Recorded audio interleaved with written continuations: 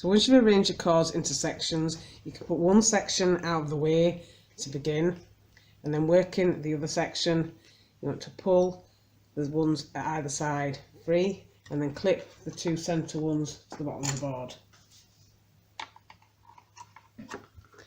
And then you want to do a square knot, so you want to go over, over and through.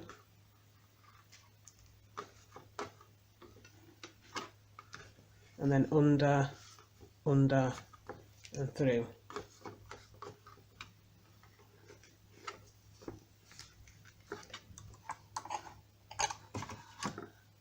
And then you want to do your other section.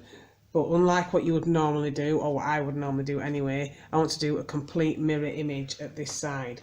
So I'm going to clip the two centre cords as I did before, but this time I'm doing the square knot the other way around. So instead of going over, then over and through, I'm going to start with the other half of the knot. So I'm going to go under, under and through.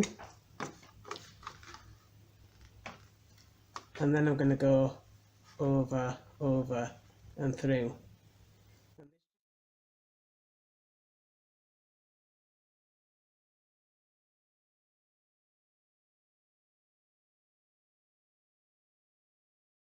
So for your second row, you want to take two cords at either side and put these out of the way. These aren't going to be worked for your second row.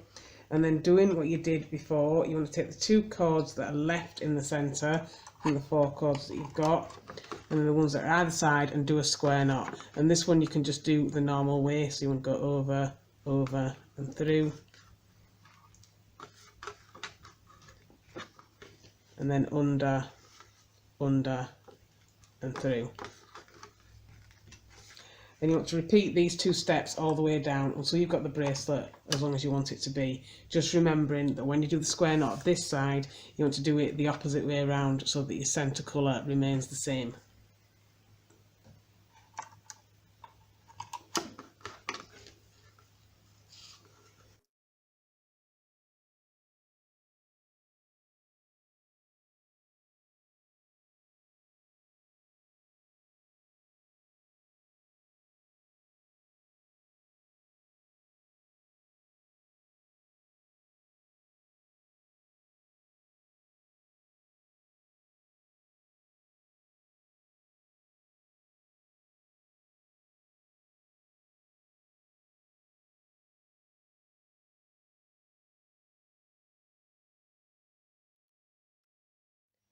And you should end up with something that looks like this. So I've done two braided tie-on ends here because I started with a loop. Alternately, if you started from a flat edge, you could do one braided tie-on end here and one braided tie-on end here.